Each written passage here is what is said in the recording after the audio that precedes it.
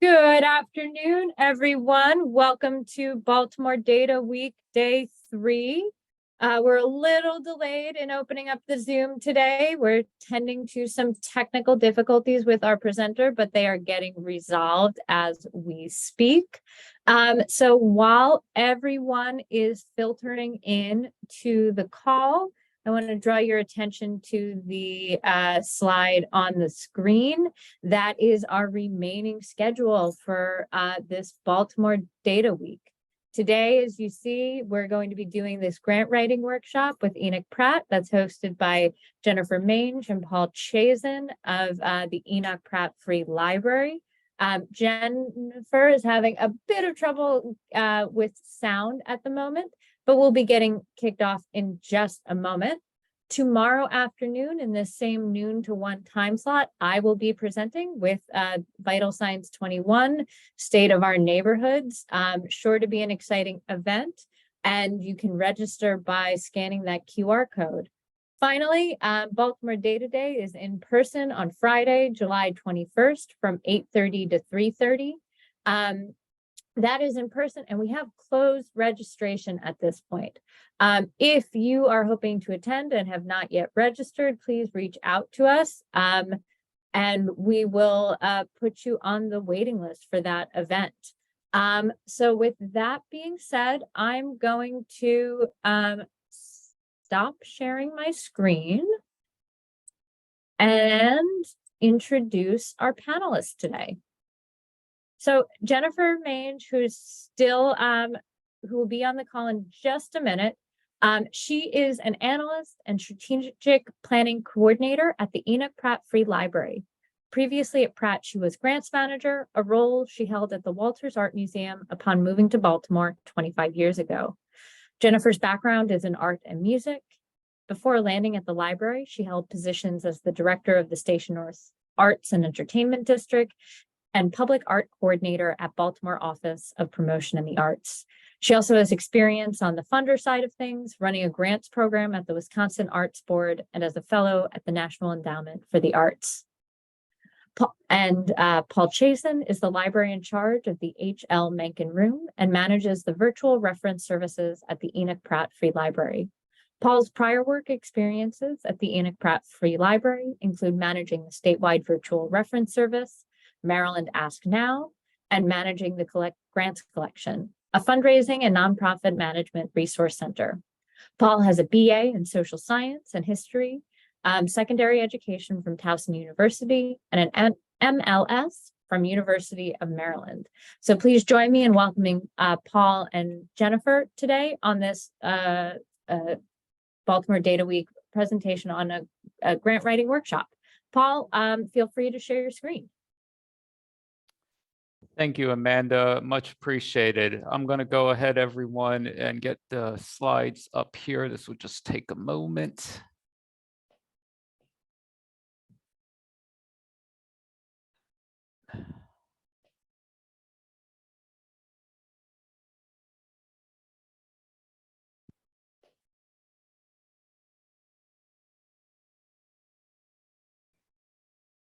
Okay. Thanks, everyone. I'm very happy to be here today. I was telling Amanda and the crew earlier that it has been since 2014 that I have presented at what was then Data Day and is now Data Week. I've presented 2 prior times for this great event, and I'm happy to be here today. You'll notice that I wasn't called the grants collection manager in the introduction, but it was a past position that I was in. At this point, I'm the interim manager, and I'm happy to be filling in that void at the library, along with the other things that I'm manage at this time. Just a nice quick plug in case you know of anyone who does have a master's in library science who is interested in becoming what's called the Grants and Philanthropic Resource Librarian. That career opportunity is available on our prattlibrary.org website. That's all I'll say about that vacancy. In the meantime, I'm going to ease into some great information and resources for you today that we have available at the library, and some of it's connected connections. First, what you see in front of you are all of the locations that are at the Enoch Pratt Free Library, which is the Baltimore City Public Library System. It also houses what's called the State Library Resource Center, which is housed at the Central Library. So besides serving the city of Baltimore, when other Maryland counties are doing their best to help out their customers and they need to point those customers into the best direction to get even more help, they point them to the Enoch Pratt Free Library, specifically that Central Library on 400 Cathedral Street, that State Library Resource Center. And we have 22 locations. A location that you don't see on the screen there, but is definitely one that's prominent as well because they're all over the place, are our mobile outreach services. Our CEO is Heidi Daniel. We're currently open Monday through Saturdays, in person at the locations, by phone, live chat with a librarian, email a question, book a librarian. Those are just a few ways to get in contact with us. One thing I'm going to mention before proceeding more into the slides as well is that if you do have any questions about what I present to you today, or possibly something else, I will take those questions at the very end of today's learning experience for you all. One more thing to plug in before we get into the next slide. When you go to prattlibrary.org, I highly recommend that when you're on that web page, go to the bottom of the screen and put in your email address. There should be a sign up for our email box. That's a great way to stay connected with the library, whether you already have a library card or not with us. So the grants collection, the collection that I'm representing today, it's housed within our Central Library, Maryland State Library Resource Center, specifically housed at the Business Science and Technology Department. And that department's quite dynamic. It has the grants collection, which is that nonprofit fundraising, grant seeking resource center. It has a business center that tends to cater to small business and entrepreneurial customers. It has a job and career center. It also has various collections dealing with health sciences and sports and wildlife and nature and sewing, just to name a few. On the other side of the screen, you have a few examples of the library cards that you can get.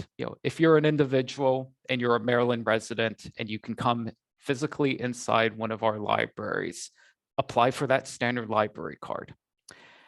If you represent a nonprofit or a for-profit, consider applying for the firm card.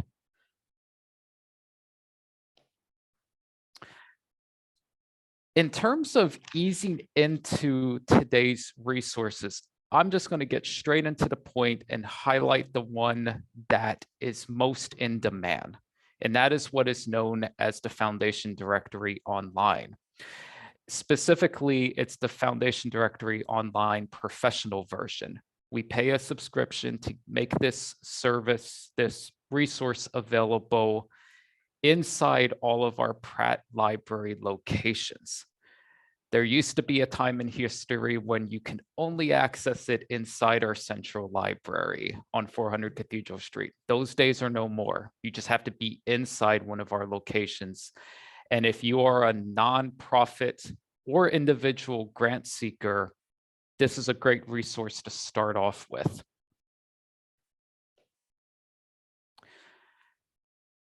So when you go to that resource, which is amongst our research databases, so if you go on our prattlibrary.org website, you have a research menu, then you have view all databases. Foundation Directory Online is within that database selection. It's also found once you're in that database list, if you narrow down to just business, investment, and grant databases. When you click on Foundation Directory Online, you put in that library card number, you get the screen that's right in front of you. It's a basic search. And this basic search feature It's more than what meets the eye. It's the type where, let's say you put in the keywords Job Center Maryland. That is, your nonprofit has a job center and you're located in Maryland and you want to get more grant information just by putting in those 3 words. You click the search button. What's going to end up happening is you're going to get results for words or terms that are similar to job center. So you may get workforce development results or job and career results.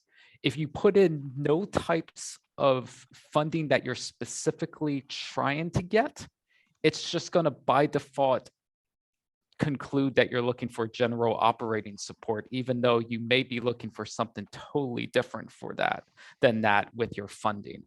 You know, the database that you have in front of you, that you see in front of you, it's all about finding foundation grant makers.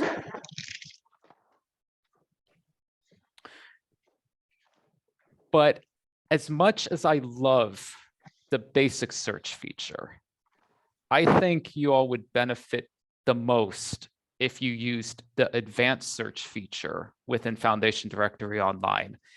And whether it was in the past or in the present, I am totally confident whenever I help out someone that's representing a nonprofit or themselves that they can use this type of search. It's not overly complicated. It's actually more intuitive than you could imagine. So it's important to put down in the subject area the type of nonprofit that you represent. You know, is it a human services nonprofit? Specifically, what type of human services nonprofit? If you start typing in the type of human services nonprofit you represent in that subject area box, there's going to be an autocomplete feature where that database is going to try to figure out how to narrow down the type of nonprofit you represent and the subjects they focus on. Geographic focus is beyond important to fill in because you want, if you represent a Maryland nonprofit, you want to make sure that you're focused on finding grant makers who give funding to nonprofits in Maryland, and even better, specific parts of Maryland, specific towns, cities, regions, counties, so on and so forth.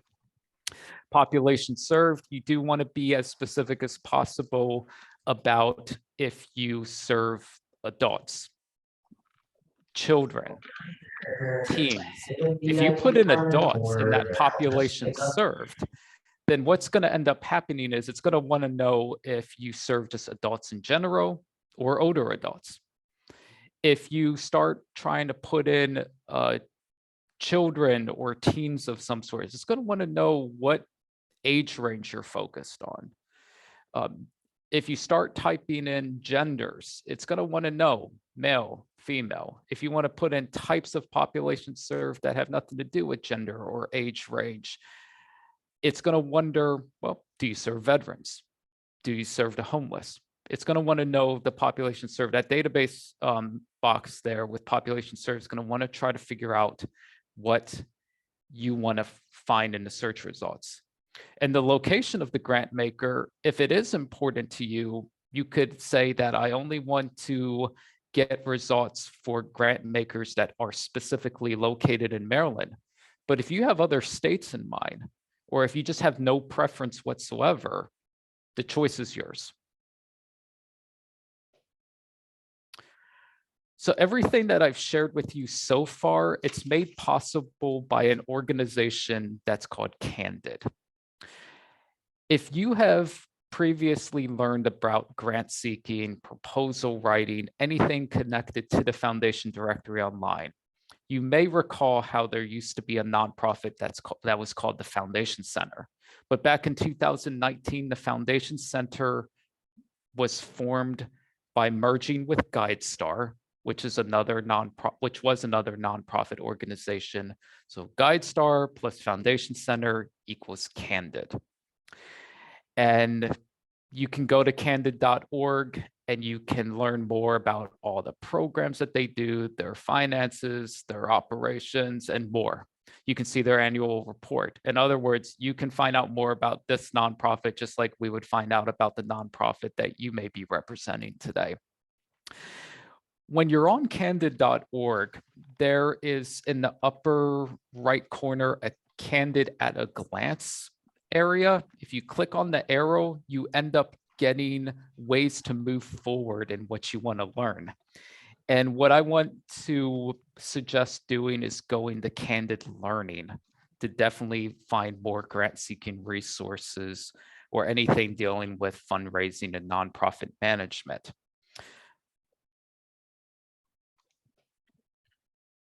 So if you choose Candid Learning, you get a screen that has various menus as well.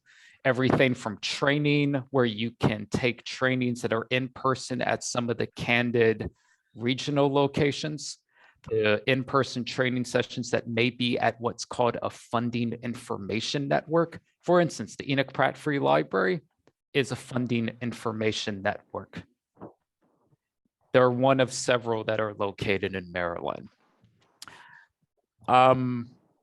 In training, you can also get results for programs and learning opportunities that are in hybrid form or totally in webinar form that are live, recorded for free or at a low cost.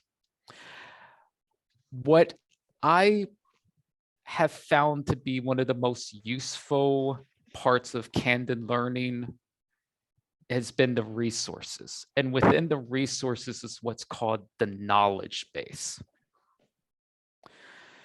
So when you get to the knowledge base, you get all these different topics where you can learn more about various fundraising and nonprofit management topics. If you want to specifically learn about grant seeking, proposal writing process, something related to that, definitely go to fundraising, where you can then find a subcategory that is foundation giving. And then even within foundation giving, you can find more subtopics, foundation donors, proposal writing, and a few more. And you get several results when you narrow down your search specifically to something like foundation donor resources. For instance, you may get a knowledge-based topic that has to do about how organizations can find other grant makers. And then you get a list of resources that you can get through your funding information network on your own. And that page will actually connect you to training sessions you may want to consider, or other knowledge-based articles that might be related that can help you find the grants. So I just covered that highly important part about Candid, about the Foundation Directory Online, about some of the parts to Candid. And yeah, we could be going on all day about what is available in Candid. But one of my primary missions for today is definitely to make sure you know that our library, our Enoch Pratt Free Library, has various resources and services that can help you find more grant-seeking information. If you type in the website in front of you, catalog.prattlibrary.org, and then you go to the advanced search feature. Once again, I'm fully confident that anyone who gets to do grants collection research should be using advanced search features and not just the basic keyword types of searches. In advanced search, I suggest using what's called additional limits. So narrow down your search to the Central Library grants collection in that library field. And do a subject search specifically for proposal writing for grants. I leave it up to your discretion on if you want to click on the only show what's available box, or if you want to narrow information down to what's physically inside a library or what's online. But once you click advanced search, you'll end up getting anywhere between 30 something to 40 something results about resources that will help you in the proposal writing process, that will help you learn more about how to find grants, whether they be grants that are from foundations, from the government, from corporate givers, from individual donors, or more. Hoopla. Hoopla is just one of our download and streaming media services that we have available with a Pratt Library card. And I wish I could highlight all of the ones that we have today, but Hoopla is the one that I have found to be the most useful during the interim time that I've been in this position, because it has the most ebooks and similar sorts of downloads that have to do with grant seeking and proposal writing. So like I can do a search in their basic search feature or in their advanced search feature for fundraising and grants, or just grants, or I could just type in nonprofit or just the word fundraising. And I'll get several results that have to do with grant seeking and proposal writing. I may end up getting the fundraiser's handbook, or a title that is simply called How to Write a Grant. You'll get those results in Hoopla Digital. And the great thing about Hoopla Digital is that you don't have to be on a HOTS list. They tend to be readily available to click on, download to your device, ready to view. So give Hoopla a try. And within our learning resources to learn more about finding grants, about other fundraising and nonprofit management topics, I have been falling in love with Gale courses since we started subscribing to this database at the Enoch Pratt Free Library. When I was originally the grants collection manager, this wasn't available at all. And I really wish it would have been available, because at that time you could only do training opportunities that were through what was the Foundation Center, or the ones that we would develop ourselves at the Enoch Pratt Free Library.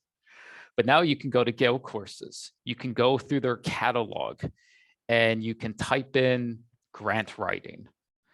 I suggest putting a space between grant and writing, or you could put in just the word grant or grants, or just nonprofit. And you'll get several results that have to do with grant seeking or the grant writing, proposal writing process. You'll get courses like A through Z grant writing, get grants with an exclamation point, nonprofit fundraising essentials.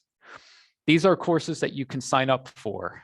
And the way that they tend to work is you get 24 hours of coursework.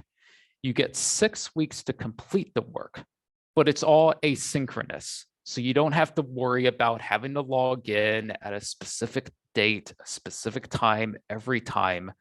You work at your own pace, with the big rule being that you need to complete the content in 6 weeks. You get a professor who's a point of contact. You get classmates, because there's discussion rooms with whatever you take. And what is equally important is that you just have to make sure you sign up before the class officially starts for that 6 weeks. So if it says, the class starts on December 12th, you're not going to be able to sign up for it on December 13th. You'll just have to sign up for the next session after that. And let's see, the final resource I want to highlight today, interlibrary loan. It's a hidden gem. It's one that gets underappreciated, but once you find out about it as a library customer, you can potentially fall in love and get addicted to it as well. Marina Interlibrary Loan is the service that's used when a book can be delivered from another Maryland county or out of state to your Enoch Pratt Free Library location.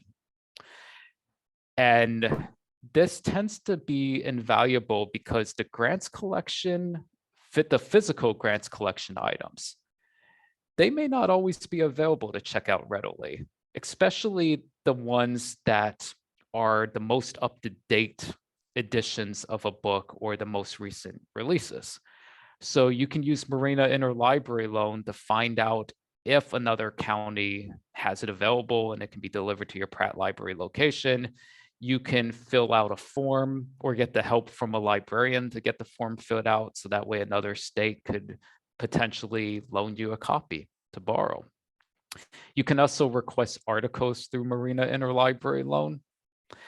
And in case you're trying to figure out if something's available or not at the Pratt Library, you've done your catalog searches, but you're not finding anything, there's another database in amongst the database list on our prattlibrary.org website that's called the Catalog of Nonprofit Literature. Search in the Catalog of Nonprofit Literature. Find a title that might be enticing that deals with grants, grant seeking, proposal writing. Then you could put in the interlibrary loan request for it. So just in case we don't have those titles, use Marina Interlibrary Loan. The worst thing that could happen is that you're told that the item may not be available at this time, but you could always try again later. Or we could always work with a librarian to find out how another resource is available to you. That is all I have for now. At the very end of today, I will definitely take questions with the time that we have remaining. You have ways to contact me that are on the screen right now. You're also going to get more ways to contact me presented at the end of today's presentation. And I just want to thank you very much for your time. As of now, I am going to hand over things to Jenifer. Hi, everyone. Just Amanda here, just stepping in to say, Paul, thank you so much for that very informative presentation. Always like learning what the library has in store. I now welcome Jenifer to the stage. Just as a technical note, we can hear Jenifer, but she cannot hear us due to some ongoing technical difficulties. So please place your questions in the chat. I will be monitoring and Jenifer will be as well. So go ahead.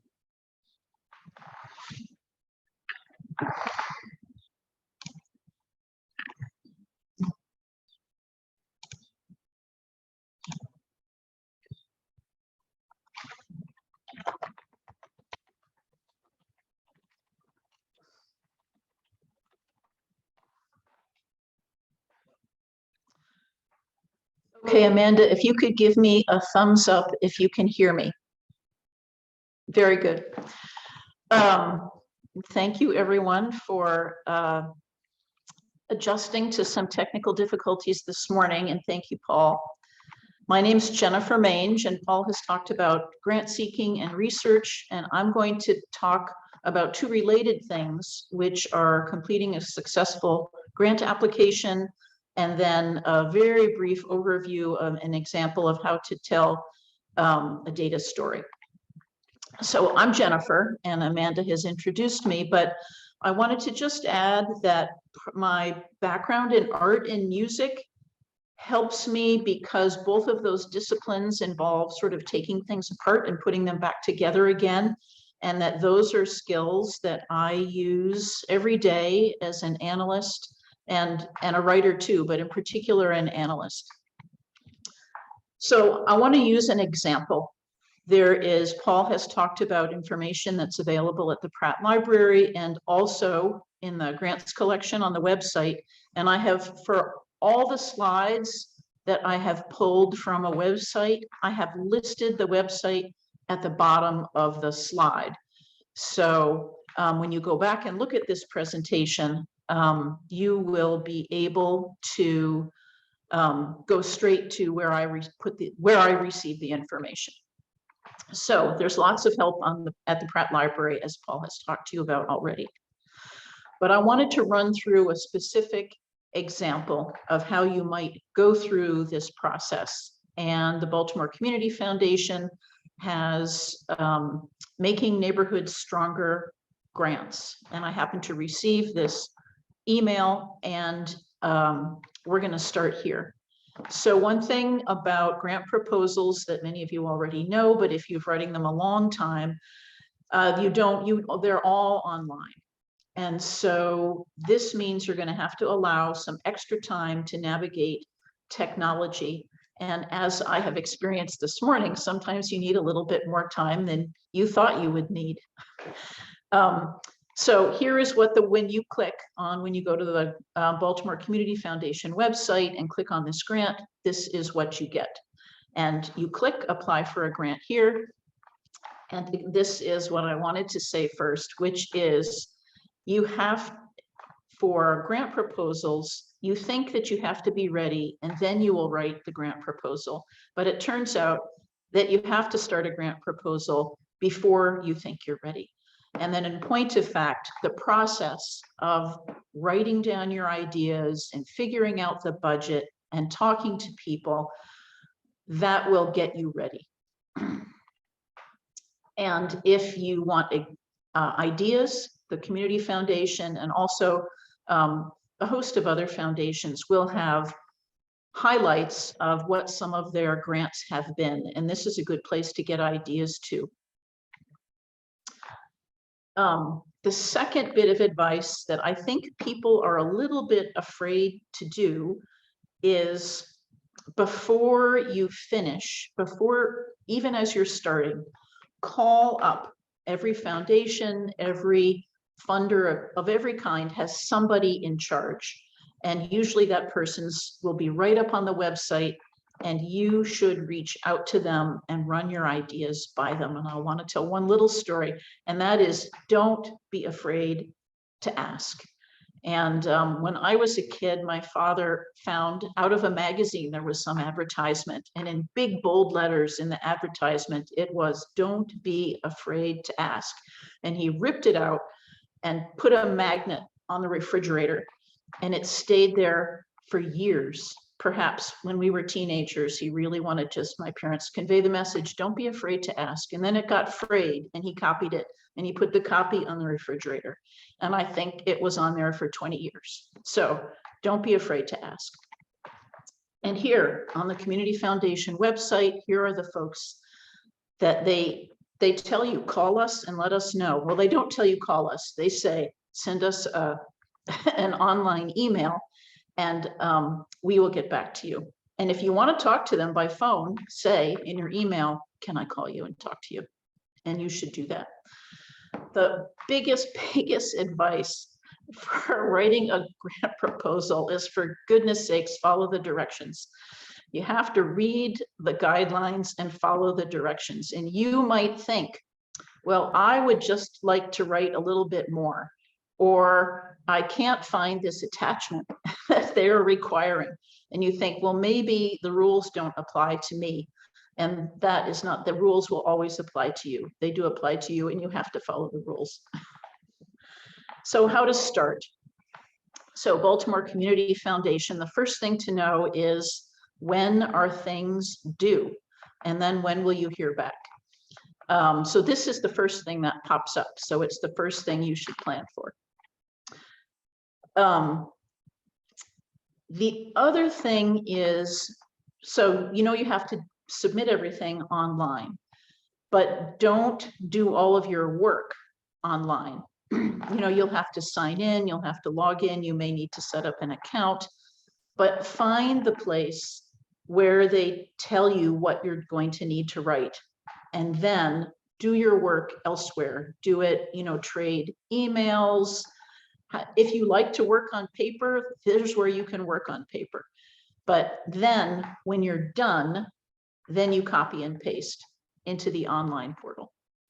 And so this is exactly the guidance that the Baltimore Community Foundation gives you. They say, yes, things must be submitted online, but they even give you a template, and it pops up as a Word document. And they ask the questions, they tell you what the attachments are, and you can do all your work there and just send it back and forth to your team, however you like to do it. But they themselves are saying, by the way, don't do all your work online, do it separately, and then copy and paste. And this maybe is where the library could help you if you are unfamiliar with setting up accounts, but you will have to, the Community Foundation walks you through things step by step, and this is the beginning of filling out a proposal. The other thing to keep in mind for all grant proposals is that the funder is going to tell you somewhere what is important to them, because there are obviously things that are important to you and the project and what you would like to accomplish. But one of the keys of successfully seeking grant funding is to make sure that your needs and the funder's needs match up. And somewhere in there, sometimes they have a little thing called evaluation criteria. Sometimes you have to dig, but find out what is it that the funder is looking for. They have priorities, and what are they? And sometimes you can just use their words. If they have a question, this is important, use those same words in helping to describe your project. So at the Community Foundation, under frequently asked questions, there isn't something that's called evaluation criteria, but I dug a little bit, and there is a long video, 45 minutes. They walk you through the whole project. Watch the video, but in the video, they begin to outline what is important to them. So that is, it has to be about a specific neighborhood. It can't just be about the east side or the south side, or a particular thing that's important to all of Baltimore. They want you to talk about a specific neighborhood. Really important. If that's not what you're doing, don't apply for this grant. The other thing that is really important to them, and we're going to get to this a little bit later, is that it can't just be about you. It has to be about the residents of that neighborhood. And so those two things are very important. And then they go on, here are the things that this grant program supports: making your community safer, cleaner, greener, or more vibrant. And these are just short definitions. If you listen to the video, they go into great detail about, they understand that neighborhoods are different. Anyway, so they have outlined what is important to them, and you should incorporate these ideas into your project, in your proposal. And if sometimes, so here's an aside, which is sometimes you think a grant proposal is a great idea, but when you start to map it out, it turns out that what is important to the funder is not as important to you. And in that case, don't apply, because you want to do things that are important to your community, and don't adjust your project to fit a funder. Find a funder who is in support of the things that are important to you. All right, so the basic parts of a grant proposal are, there's some general information. I'm just keeping track of my clock here. And notice that I have put the budget first, the narrative, or the part where you talk about things, second, and then attachments. So you should, people maybe think that the budget is just this thing you do after you have described your project, but I strongly, strongly urge folks seeking grant funding to start with the budget, because that really is the framework for everything that you're going to talk about. What kind of funding, what do you want? The funding, what is it going to support, and how are you going to spend the money? And that helps you also articulate, what is the scope of your project? How far will money go? Will someone give you $5,000? Well, that will do one thing. Will someone give you $20,000? That will do something else. And so don't spin your wheels describing a project and then go back and figure out the money first. And that helps you define the scope of your project. And so this is, remember we talked about Baltimore Community Foundation had a template. Use this template. And here is their template. It's 3 questions and some attachments. And so it says, write your summary first. well, it doesn't say this, but it indicates the order of things, which is write your brief summary, describe your project, and then your budget is an attachment. And so this is very common. This is how things are set up.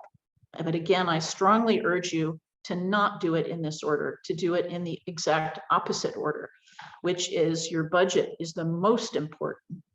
Start with that, then go to number one. And I'm even going to suggest you don't even do number one first.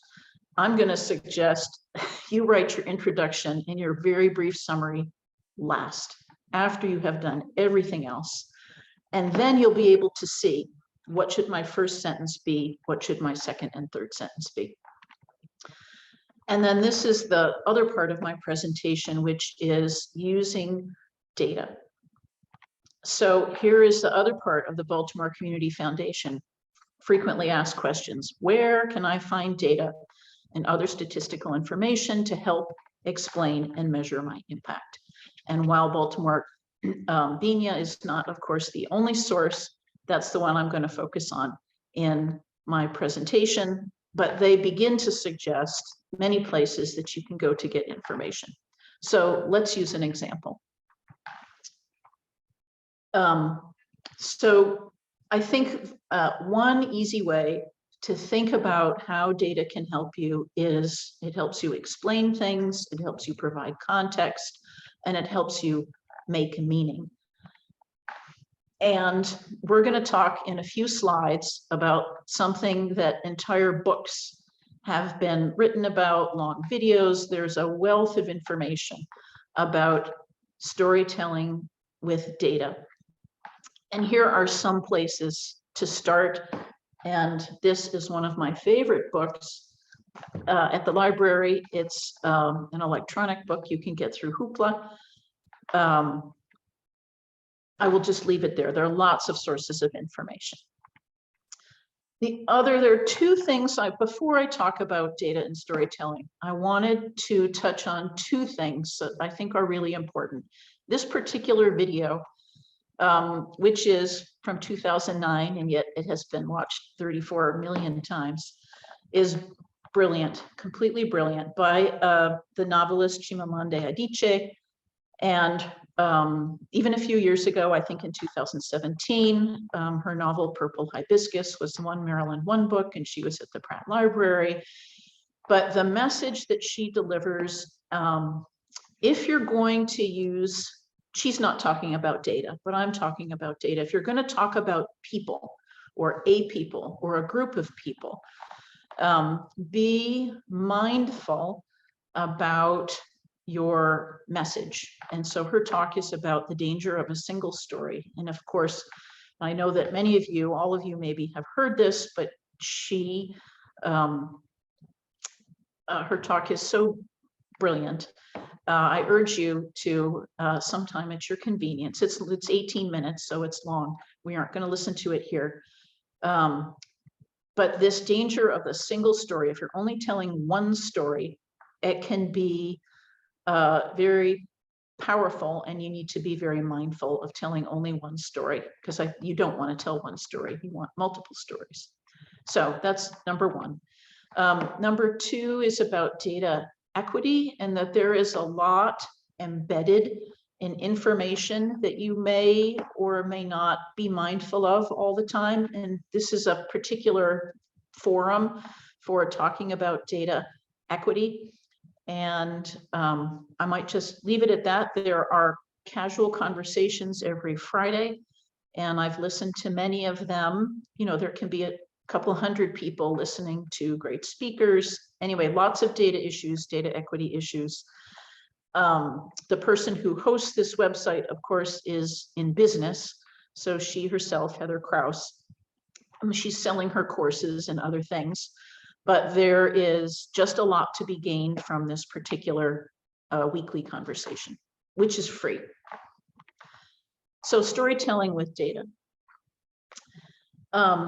In a grant proposal, you're probably not going to have visuals. You're going to have data, and you're going to have a narrative.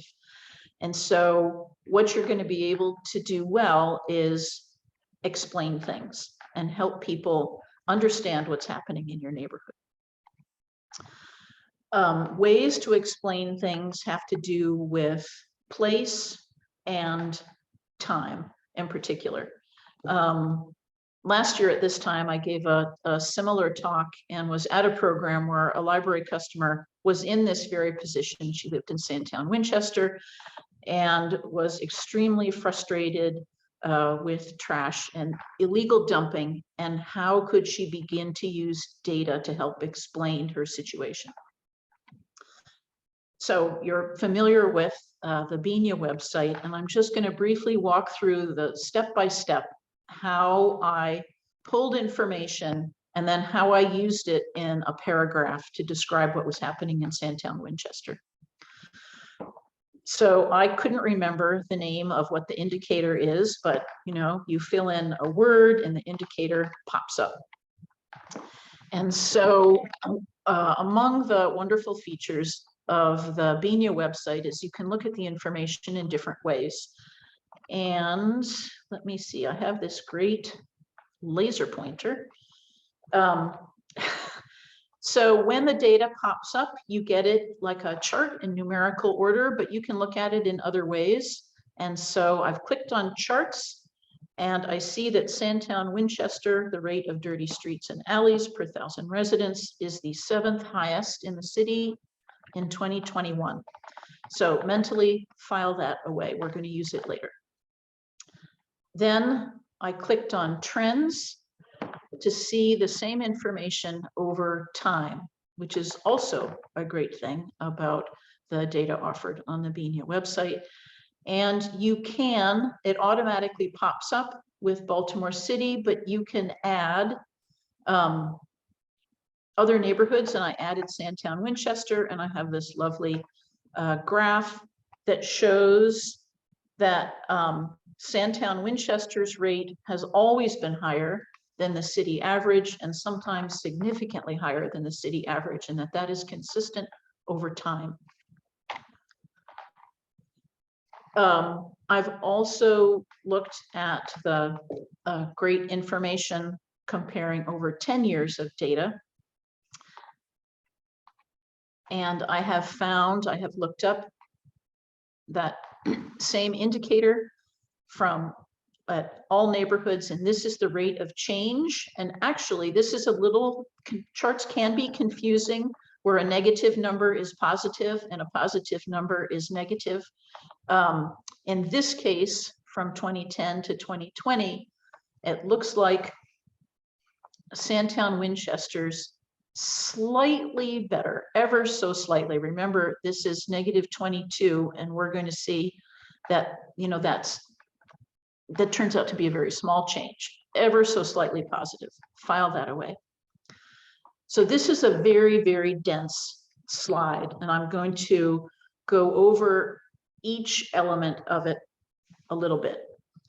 So we've clicked at a lot of data. What would we actually put into words in a grant proposal? So first of all, we would state the fact. And usually I don't read slides, but in this case, I am going to read this slide, which is in 2021, the most recent data available.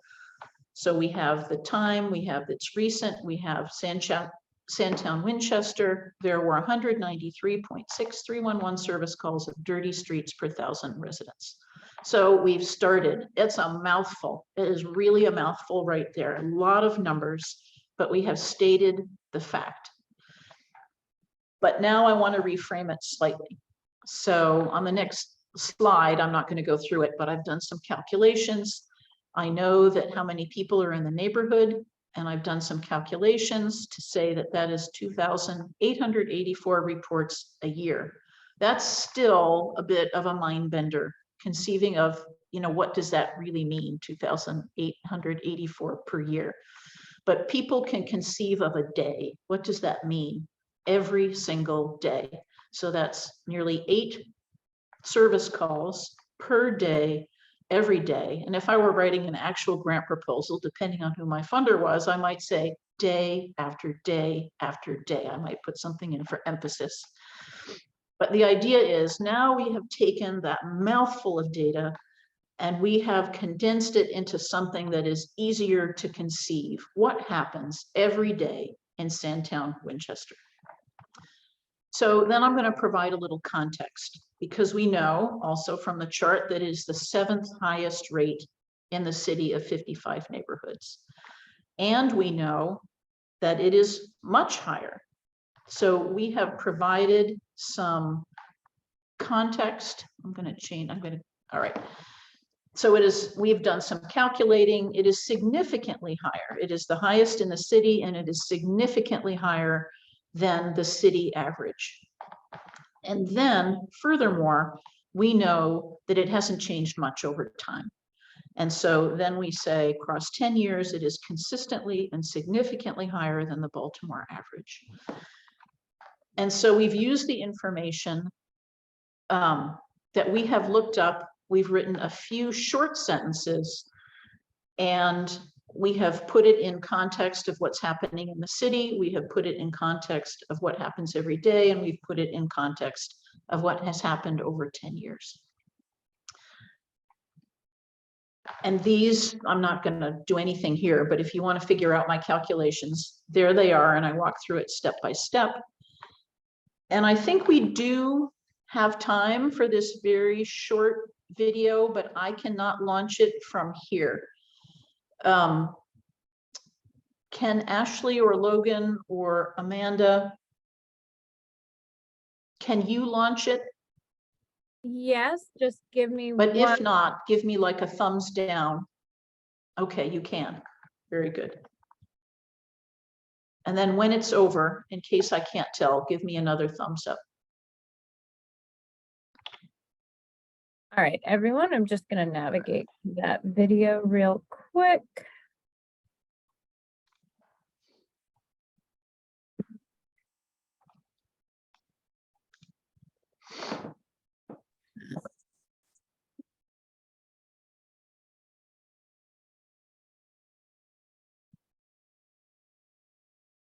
GIS is a basic platform that allows you to do various types of mapping. When we're teaching social sciences, a lot of it's theoretical, and so students can. Sorry, everyone, I will be there in just a minute. Can we see the screen?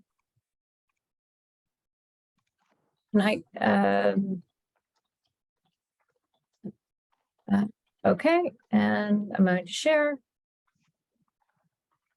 Ashley, can you just give me a thumbs up if everyone can hear this? I can hear it. Okay.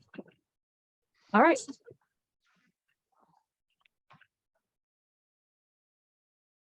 Oh, I cannot hear that.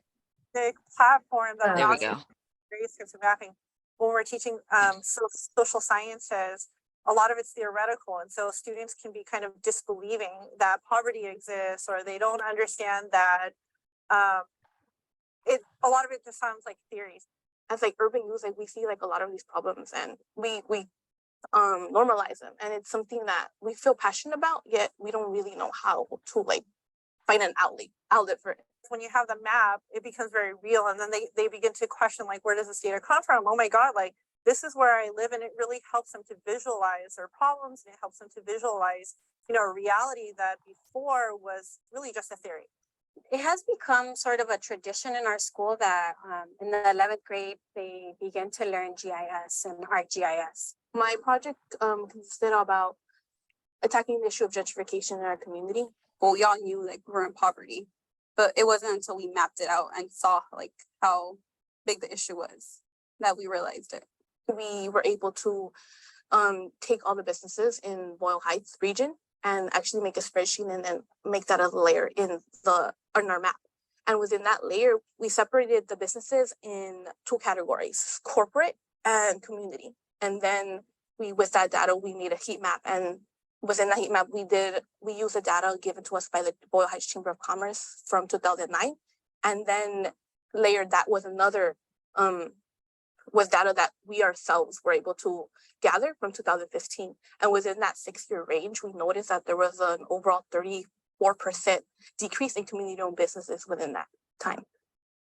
I felt really powerful because we were able to use the data and try and figure out a problem.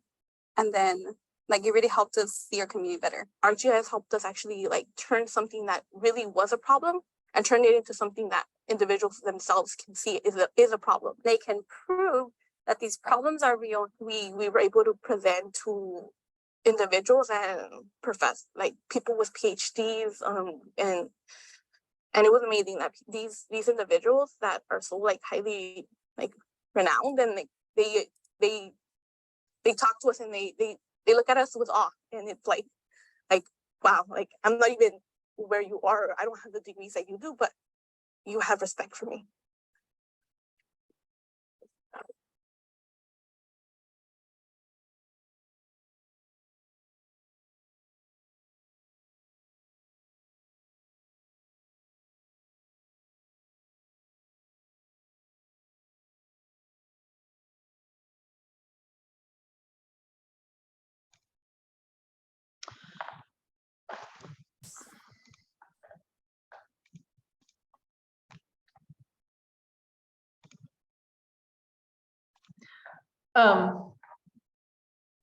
I think that I don't need to share my screen anymore. And I did have one slide that has contact information for me and for Paul, but that will be in the among the things you can look up when you see the presentation on the BENIA website. So thank you all. So we are at 1 o'clock, and if you need to rush off, that is totally fine.